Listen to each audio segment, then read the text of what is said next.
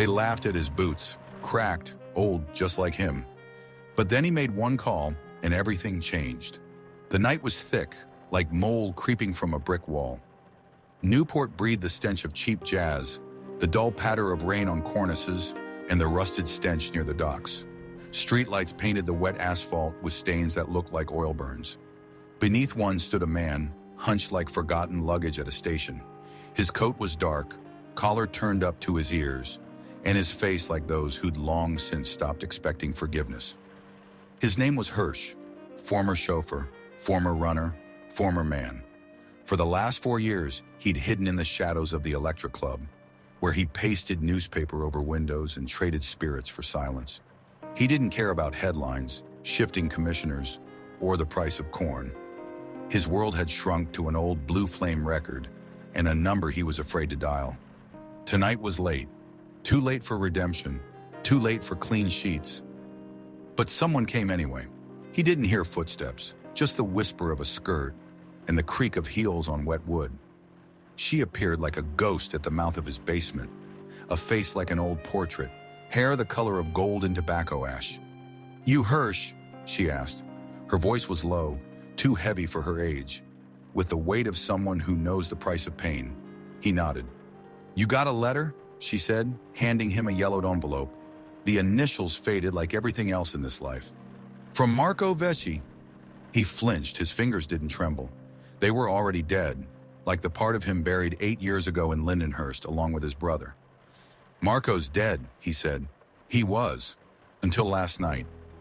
She disappeared into the dark, leaving behind only the scent of evening in Paris and a faint dent in the dust by the door. Hirsch didn't open the letter right away.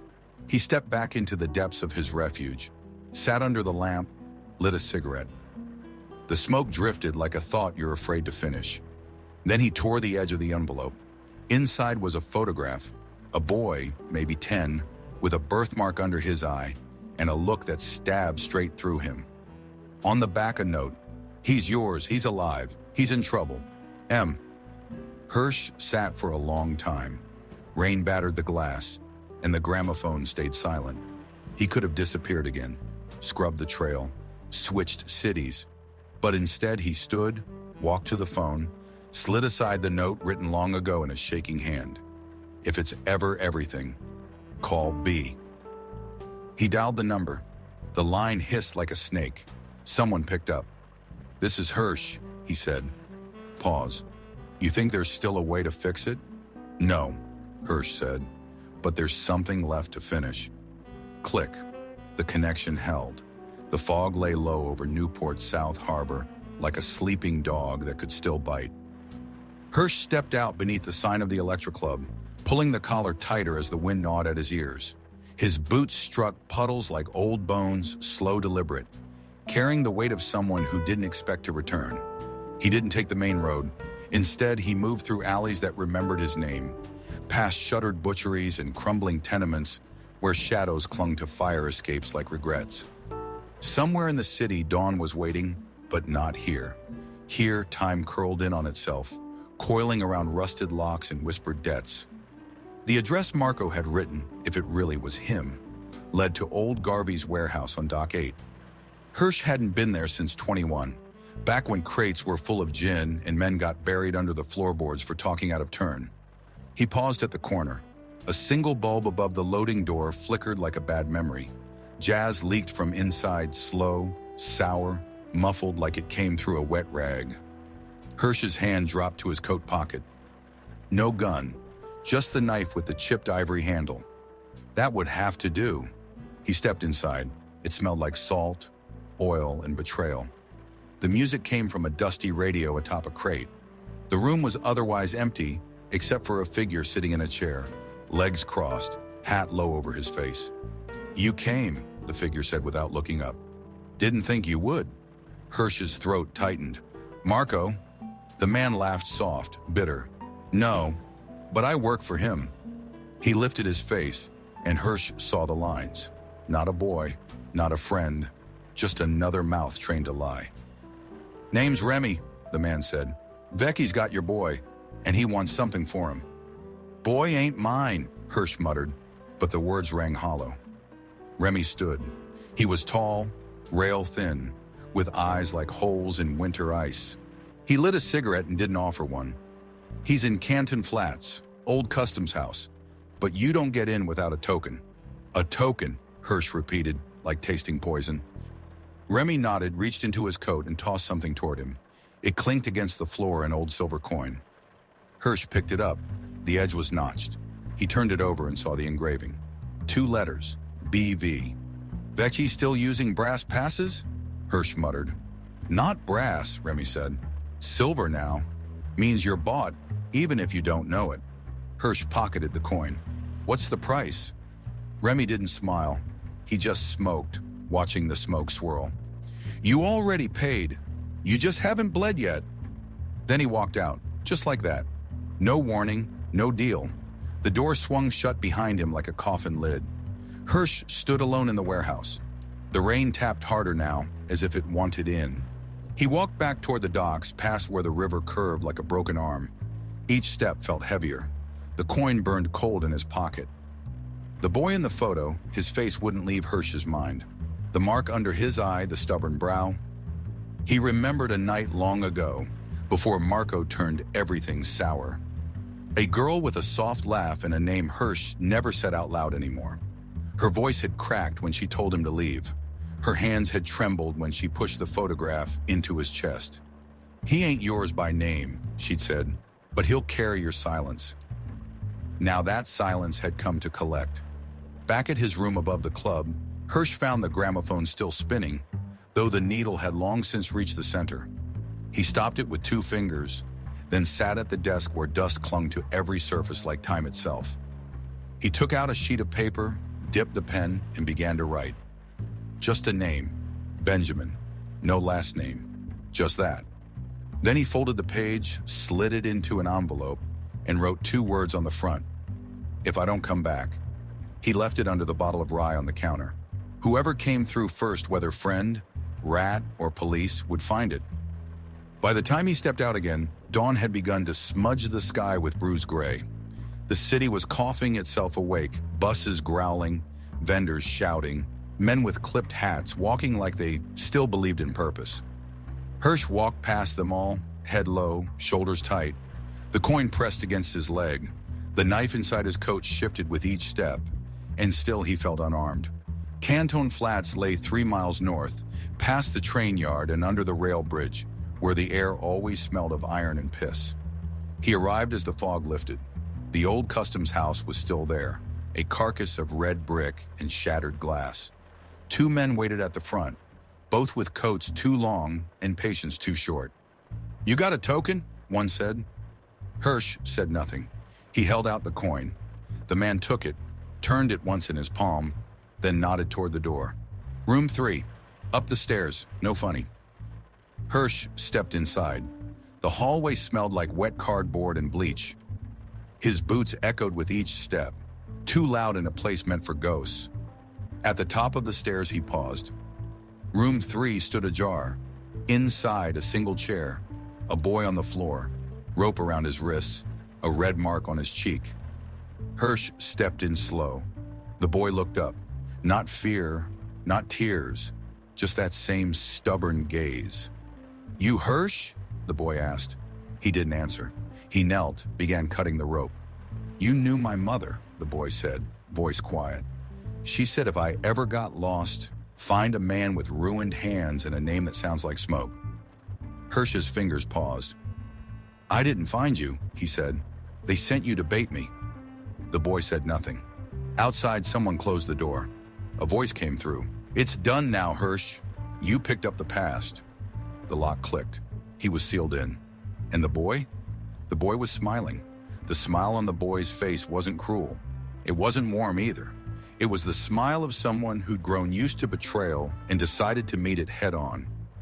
"They said you'd come," he said softly, like reading from a prayer no one believed anymore. "Said you owed them." Hirsch rose, slow and careful, his blade still in hand. "Who's they?" he asked, though he already knew. The boy's eyes flicked to the locked door. "Vecchi and the one with the glass eye." Hirsch's jaw clenched. Glass eye Bruno. That snake hadn't died with the others in 23. He'd been quiet but not gone. "Why me?" Hirsch asked. The boy stood now, wrists red where the rope had chafed. "Because they know you left, and that you never really did." Outside the door, footsteps, multiple. No voices, that meant purpose. Hirsch crossed the room, checked the window. Third story. A rusted pipe ran down the brick face. Too narrow, too slick. Below, concrete and shadows. No help there. He turned back to the boy. "You hurt?" "No." "You trust me?" The boy hesitated. "No." "Good," Hirsch said. "Trust is a lie, but stay close." Jarihi. From his coat he pulled a spool of fishing wire, thin but steel strong, and wrapped one end around the chair leg. He tied the other to the blade and wedged it just beneath the door frame. Then he backed the boy into the corner. They waited. Seconds passed like dripping tar. Then the doorknob turned. Click, creak. A boot crossed the threshold. The wire snapped taut. The blade shot out low and fast right across the shin of the first man. A scream tore through the hall. Gunfire followed. Wild, panicked. Hirsch shoved the boy flat as bullets tore the plaster. He rolled toward the hallway, fast, silent, slipping through the crack and catching the second man mid-reload. One quick jab to the throat. Wet gurgle. Silence. He grabbed the man's revolver and ducked back. One left. Bleeding, scared, leaning against the wall. Hirsch fired once. The man dropped. Then nothing. Only the sound of the boy's breathing. "Come on," Hirsch said. "Fast and quiet." Kai. They moved, stepping over bodies down the hall, past rusted doors that hadn't opened in years. The stairs groaned underfoot. Hirsch held the revolver low, finger light on the trigger. In the alley behind the customs house, dawn had started to break. Fog rolled like steam off dead meat. The boy tugged at his sleeve. "Where now?" Hirsch didn't answer. His eyes scanned the rooftops. "Now we vanish," he muttered. But he knew that wasn't true. They wouldn't stop. Not until something final closed this story. They took the back alleys through Fisherman's Bend, moving like ghosts. Hirsch tossed the gun into a storm drain 3 blocks from the rail yard. Evidence meant leverage, and he didn't have the time for either. They reached the room above the Electra by noon. Hirsch locked the door, drew the shades, and turned to face the boy. "Name?" he asked. "Benjamin." Hirsch let the name hang in the air. It hurt, as names often do. "You eat?" "Not in a day." Hirsch pulled a can from the shelf, opened it with a pocket knife, and handed it over. Benjamin ate with small, deliberate bites. His hands didn't shake. That scared Hirsch more than the knife at his back. "Your mother," Hirsch said, staring out the window. "She's still in the city?" The boy paused, swallowed. "Dead. Last winter." Hirsch turned. "How?" "Cold and waiting." Hirsch sat hard in the chair by the gramophone. He didn't move, didn't speak, just listened to the boy scrape the last of the beans from the tin. When the silence grew too tight, the boy asked, "Why'd you leave her?" Hirsch didn't answer. The boy's voice was flat. "She said you weren't cruel, just scared." "That worse?" "No," the boy said, "just sadder." A knock interrupted them, soft, measured, wrong. Hirsch pulled the revolver from the drawer. 6 shots, no spares. He stepped to the door and whispered, "Who is it?" A voice replied, muffled, female. "I brought something you forgot." He opened the door a crack. She stood there in a gray dress, soaked through, curls clinging to her face. Her lips were cut, her wrist bruised. "Nina," he said. She didn't smile. "Hello, Hirsch." He let her in, locked the door behind her. She stepped into the room like she still owned it. "I told Marco not to use the boy," she said, voice shaking. "He said you'd come faster." "You helped him?" "I survived him." Her eyes met Benjamin's. "You're his?" The boy nodded slowly. "He looks like her," Nina whispered. She turned back to Hirsch. "They're coming tonight, all of them. Vecchi's clearing the slate. He wants blood on the walls and your name in the papers." Hirsch sat down. "And you came to warn me?" "No," she said. "I came because I owe you one. And because I don't want the boy dead for someone else's sin, she laid something on the table, a folded map, circles marked in red. This is where they'll come from. And you? I disappear after this. Hirsch nodded. Outside, the rain had begun again. Slow, steady. Benjamin was watching them both, not blinking. Hirsch looked at him, then at the map. Then he whispered, "Tonight we finish it." And for the first time in years, he meant it. The rain came harder after dusk, tapping at the windows like someone asking forgiveness too late. Newport blurred beneath it, lights bleeding down slick glass, shadows curling in alley mouths. The city smelled of wet bricks, tobacco spit, and anticipation. Hirsch lit the last cigarette he owned and watched it burn, the tip glowing like a dying confession. Across the room, Benjamin cleaned the revolver with hands too steady for a boy. Nina sat near the stove, wringing water from her hair with a towel Hirsch hadn't used in years. Her coat steamed gently in the fire's low warmth. "They'll split into threes," she said, unrolling the map again.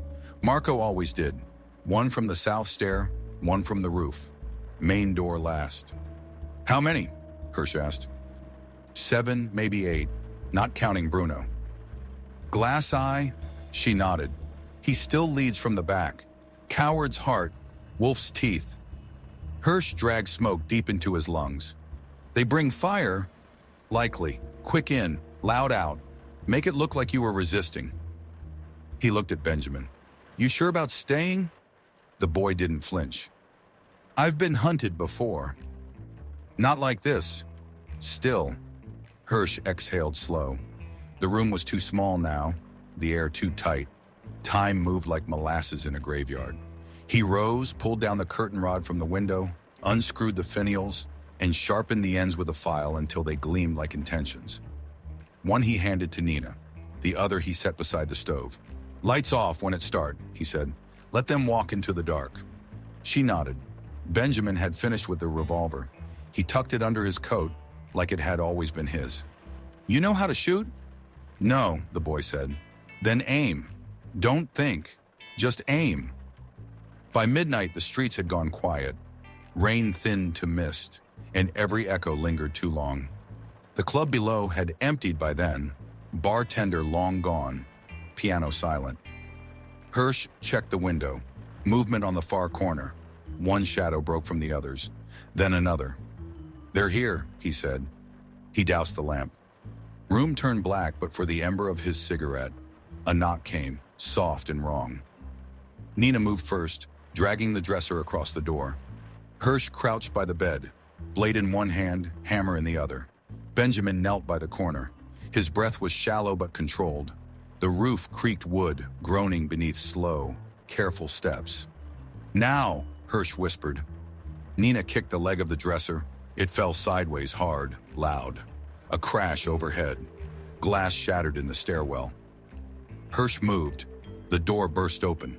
One man tall, grinning, axe in hand. Hirsch drove the hammer into his kneecap before he could blink. The man went down screaming. Hirsch silenced him with the curtain rod. A shot cracked behind him. Benjamin had fired. Another man stumbled back through the window, arm trailing blood. Then silence. Nina leaned over the stairwell. "That's 2, a voice called from outside. "Hirsch, come out clean. We got men. You got ghosts."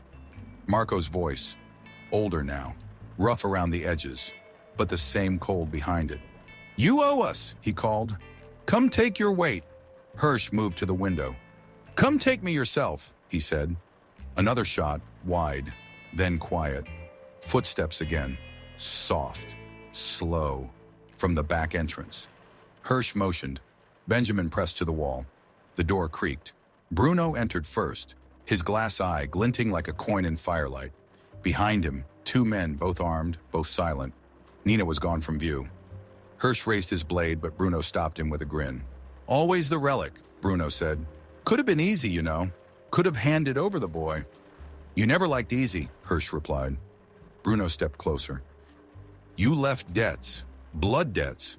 The old man's boots might still walk, but they don't scare us anymore." Then Benjamin spoke. "Then why did he only need 1 call?" Bruno froze, and Nina struck from above. where she'd climbed the shelf. The fenial rod slammed into the shoulder of the man behind Bruno. Hirsch moved fast blade into the other's ribs. Twist, done. Bruno turned too late. Benjamin fired once, missed. Hirsch lunged. Fist connected with Bruno's jaw. The glass eye cracked against the wall. Bruno fell, bleeding from the mouth, laughing. "You still got it," he rasped. "Too bad you never knew how to keep it." Hirsch raised the blade. "Tell Marco." "I'll tell him myself," Bruno said, smirking. "Sooner than you think." The blade silenced him. Then, sirens. Far, then nearer. Someone tipped the law. Nina stared at Hirsch. "You call them?" "No," he said. Benjamin looked down. "I did." "You what?" "If we die here, we're ghosts. But if they find the bodies, find him, it's proof." Nina exhaled. "Smart kid." Outside, tires screeched. Boots splashed puddles. Voices yelled. Hirsch looked around the room, bodies. Blood, broken glass. He handed the revolver to Nina. "You disappear." She shook her head. "And you?" He looked at Benjamin, at the cracked floor, the still burning cigarette. "I'm done disappearing." They came in fast, badges out, guns drawn, eyes scanning like dogs in a butcher's alley. Rain dripped from their coats, pooled around the boots of men who'd seen too much but never this. 3 bodies on the floor, one groaning, one with a glass eye staring sideways. Hirsch raised his hands slow. Benjamin mirrored him, though his fingers trembled now. Nina stood still, the revolver on the ground beside her boot. The first officer to speak wore a wide-brim hat and the fatigue of too many years on crooked streets. Lieutenant Eames. Hirsch remembered him from 24 young then. Righteous. Now just tired. "Jesus," Eames muttered. "What the hell happened here?" Hirsch didn't answer. He looked down at Bruno's corpse, then at the kid. Eames waved 2 officers forward. "Separate them. Check for weapons. I want statements. Now." They pulled Hirsch aside, sat him on the blood-spattered bed. A young cop asked his name. Edgar Hirsch. "Age?" 53. "Occupation?" Hirsch gave a half smile. "Unemployed survivor." He didn't resist. Didn't lie. He told it clean veggie, the threats, the boy. Left out the letters. Left out the parts that would smear the kid. There were enough ghosts without adding fresh ones. Benjamin sat across the room, arms folded, a blanket over his shoulders, steam rising from soaked shoes. One officer tried to ask questions, but the boy just looked out the window. "I shot once," he said. "I missed. That's all." Nina refused to say much, only that she'd brought warning, and that Bruno had kicked in the door first. After an hour, Eames stood in the center of the room, hands on hips, breathing through his nose like he was tasting the truth. "You're lucky," he said to Hirsch. "There's enough blood here to bury you 10 times over." "Luck's never been my trade." "No," Eames said, "but this time, it might carry." He walked to the window. "Vecchi's gone. Probably halfway to Philly by now." "You gonna chase him?" Eames shrugged. "Maybe, maybe not." Hirsch stood. His back ached. His knuckles throbbed. "So we're done?" Eames looked him over. "You?" "No, you're never done." He turned to Benjamin. "But the boy? He gets a shot. Clean." "What happens to him?" Eames didn't smile, but his voice softened. "There's a woman down in Lowell Teacher. Took in war orphans. She'll take him." "No." Both men turned. Hirsch spoke again, firmer. "No," he said. "He stays with me." Eames raised an eyebrow. "You a guardian now?" "I'm what's left." A silence passed. Then Eames nodded once, slow. "Your funeral." They left an hour later. The bodies bagged. The blood rinsed with silence. Outside, the rain had stopped. The street steamed like a wounded thing. Nina lit a cigarette, hands shaking. "You sure about this?" she asked Hirsch. "No. He's not a pet, Hirsch. He's not a memory." "I know." She stepped close. Her breath smelled of ash and fear. "You got one more call in you?" Hirsch looked out at the city. The club below them flickered to lifelights. Laughter, music through walls too thin for secrets. "Yeah," he said. "One more." A week passed. Newport settled back into its bruises. Papers ran one story, then moved on. Gang violence. No known motive. Old scores, new blood. Becky's name wasn't printed, neither was Hirsch's, but whispers grew. In the mornings, Hirsch walked the boy to a quiet corner diner where the eggs were cheap and the waitress didn't ask questions. They'd sit by the window, two shadows learning how to be human again. Benjamin never spoke much. But he listened, to footsteps, to silence, to the way Hirsch stirred his coffee twice before drinking. One afternoon he said, "You gonna teach me?" "Teach what?" "How not to get dead." Hirsch nodded. "Yeah, that's lesson 1. And lesson 2, don't trust anyone wearing a new coat." The boy smiled. That night, Hirsch sat at the edge of his cot and stared at the rotary phone on the shelf. He hadn't touched it since the day he called in the debt. He picked up the receiver, dialed, rings, then a voice. "Yes?" "It's Hirsch." Silence. "Still breathing?" the voice asked. "For now." "What do you want?" "Marker. I called one in. I need to return the favor." "No favors, only balance." "I'm offering." A pause, then. "Go on." "There's a kid. His name's Benjamin. I need records. A clean name. A past that smells like nothing." "You're asking for a ghost." "I'm offering one back." The voice chuckled. "You still got blood on your boots, Hirsch? Even ghosts leave prints." "Could I know?" Click. Hirsch hung up. Benjamin watched from the door. "That your friend?" "No." "Then why call him?" "Because debts get paid either in dollars or dirt." The boy nodded. Later they stood on the rooftop looking out over the docks. Ships moved like black teeth on the water. The city glowed soft beneath the clouds. Benjamin asked, "So what now?" Hirsch lit a cigarette, let the smoke fill the cracks inside him. "Now we walk quiet, watch the shadows." "And wait?" "No, we move." He dropped the cigarette into the gutter. The sound of jazz drifted from the club below. Down on the sidewalk, a new man watched them from a parked car engine off, hands still. He didn't smile. He just wrote something in a little black book. Then he started the engine and drove off into the dark. The city breathed. The rain would come again, and the old man's boots kept walking. Weeks passed. Rain came and went like old debts, unforgiven but familiar. Hirsch moved quieter now, steps less heavy, eyes more watchful. Benjamin followed in his wake, a shadow-learning shape. They didn't talk much. Words felt too sharp. But in silence, something settled. Trust, or its closest twin. One evening, as dusk smeared the sky with bruises, they stood by the waterfront. Ships groaned in the harbor. Smoke curled from chimneys like secrets no longer worth hiding. "You still got that coin?" Benjamin asked.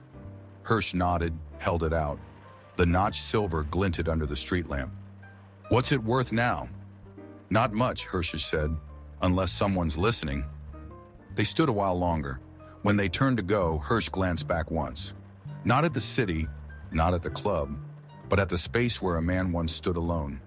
Then he walked on. The boots still fit, but now they weren't just his.